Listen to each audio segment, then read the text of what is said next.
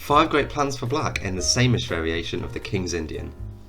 Plan 1. Advance your h-pawn to attack white's kingside knight. So this is the starting position for the Sämisch. White will typically develop his bishop to e3, his knight to e2 and his queen to d2. Then later on he can play moves like knight g3 to get out of the way of this light squared bishop. Our plan will be c5 and knight c6, then if white blocks the centre with d5, which he normally does, we can move our knight to e5. Start to break this centre down with moves like e6, a6 and b5, depending on what white does. So let's see, bishop e3, c5, knight g2, and we go knight c6. If white immediately blocks the centre with d5, very typical, we can go knight e5. Now f4 immediately is bad because we get this nice g4 outpost for our knight. It's very annoying for this bishop, which should have to go back to g1. So h5, immediately trying to displace this knight from g3. If white goes h4 himself, this knight will be very unstable and it'll be hard for white to get his typical kingside pressure. So he plays bishop e2 to free up the f1 square for the knight. We go h4 of course, knight f1. It's going to take a couple moves for this knight to come back into the game. He might have to put the knight on d2, again not a great square for it because that's where his queen wants to be. So we immediately take advantage, break open the centre with e6. Now you can see we're threatening h3 to destroy white's kingside structure. We're also threatening to pivot to the queen side with a6, rook b8 and b5, potentially with other supporting moves as well like queen a5, which we'll see next. So knight d2, takes, c takes. Now we can play moves like a6, a4, almost like a Benoni. We'll play bishop d7, play rook b8. We can consider h3.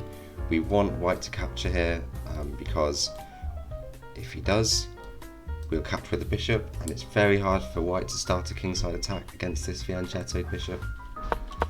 So a very pleasant game for white to play, for black to play. So if white instead goes f4 in this position, I thought it's worth mentioning this nice sacrifice, knight takes c4. This is stunning because black sacrifices a full piece for long-term positional compensation. You can see after bishop c4, it's going to take 2 moves for white to unblock his kingside and castle safety. In the meantime, we're opening the centre with further sacrifices like b5. We're going to capture on d5. We're going to bring our rook to the b file. We can even bring our other rook to the e file and basically start a kingside attack while white is trapped in the centre. So let's see.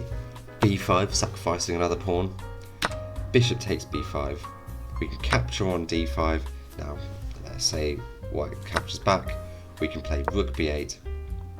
White can play moves like knight d2 or queen d2 and try and get the king to the queen side. But again, we'll be opening files. We'll be bringing our queen out to b6 or a5. And we're not trying to regain material immediately, that's not the point. We're trying to force material loss from white with the threat of checkmating his king, which is what we want in the King's Indian. When white won't play d5, attack on the queen side. Now for our second plan, if we challenge white's centre with bishop e3, c5, but white refuses to play d5, we can put our pieces on active squares and prepare for an opening of the d file with moves like queen a5, rook d8, and then eventually a6 and b5. Now this is an alternative to the moves to the main plan where white goes d5, which we'd counter with e6 instead. So let's see what happens. So knight g2, we go knight c6, putting pressure on the d4 pawn, queen d2 and queen a5, setting up this nasty pin on the diagonal. So now if white's knight ever moves, we can exchange off the queens, and white's space advantage is much less useful without queens on the board. White similarly doesn't want to play d5 here though, because after knight e5 this pawn is weak. We can't really play f4 because we have the g4 square. Now this is always an annoying plan for white, and you should be careful as black if white goes for moves like h3, because he's probably thinking about playing d5 and f4. So, if white castles, which is a very brave move by the way, we can go a6, king b1, overprotecting the a2 pawn, and now rook d8. If white ever opens the d file, we'd have our rook on the same file as the queen. So we're trying to force d5, because if white clarifies the pawn structure, then we can start to break it down by putting our knight on e5 and then pretty much immediately playing b5, even as a sacrifice, because if white opens up the queen side to win the pawn, we'd end up with a very nice attack down the a file, which white doesn't really want. So knight d5, queen takes. If we just exchange everything off, we'll end up with a very nice endgame where we can put our bishop on d7, our rook's on the c file. White's rook is slightly awkwardly placed. He'd rather it was back on d1 so it can come to c1 with the support of the other rook. So we're at least fine here, and we can start to break down white's centre with moves like f5 and gain some space with b5. Now this is a very pleasant endgame for black. We shouldn't be afraid of going into this endgame. Just because we're playing King's Indian doesn't mean we'll get a fun kingside attack every time. A good alternative plan is to expand on the queen side with a6, c6 and b5. Now our third plan is a bit more off the beaten track, and it will have more surprise value against your opponents. It's much more indirect. And this is the plan of a6, c6 and b5 in true hypermodern style. We aim to break down this c pawn, we follow up with e5 as well to get rid of this d pawn. Our idea is to open the queen side and then develop our knight to squares like d7, our bishop can come out to a6 and so on, depending on what white does.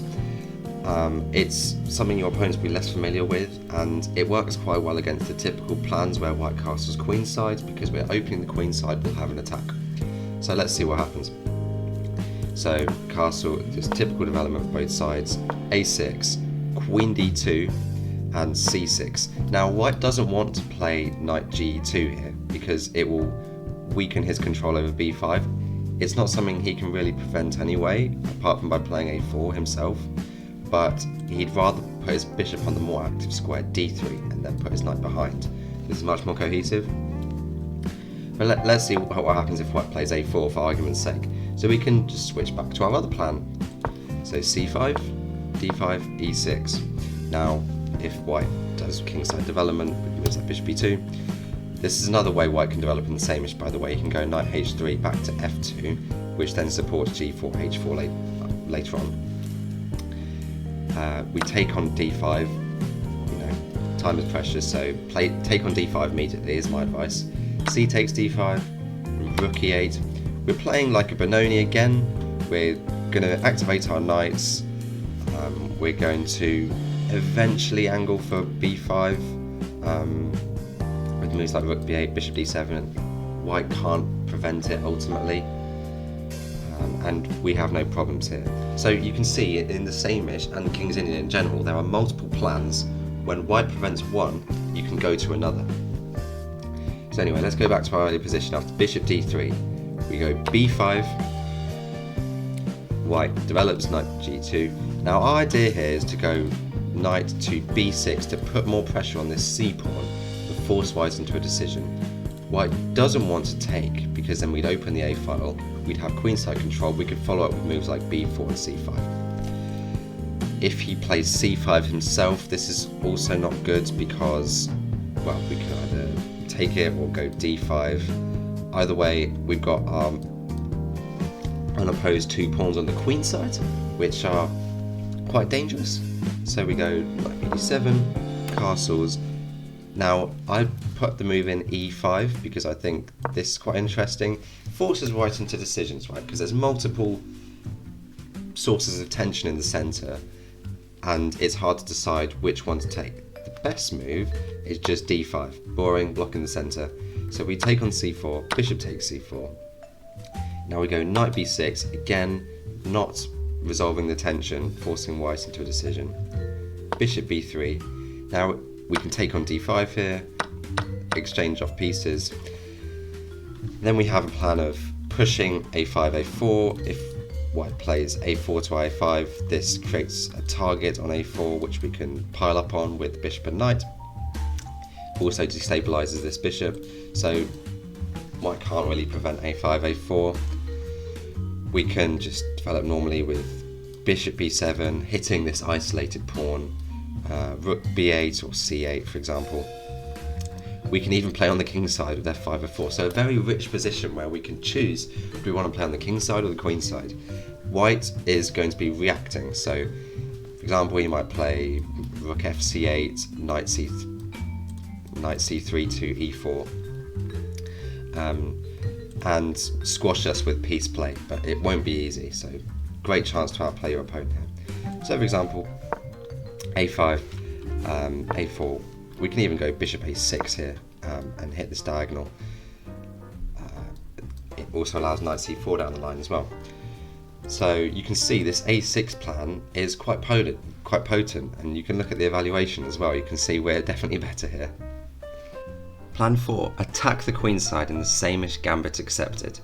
Another line you may be wondering is, what if white captures our pawn on c5, so accepts the Sämisch gambit? So this line, castles bishop e3, c5, and then instead of playing d5, we take on c5, take on d8, and then go bishop takes c5.